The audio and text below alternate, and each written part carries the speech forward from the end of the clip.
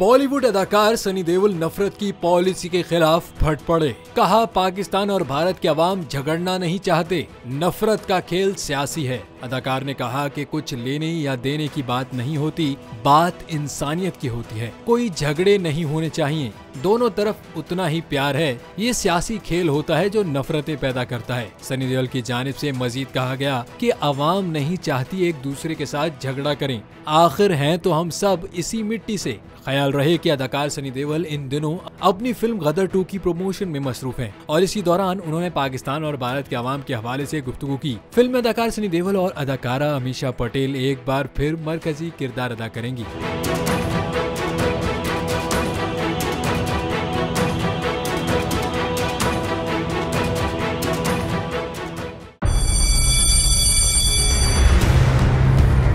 जामियात में चलता गोरख धंधा,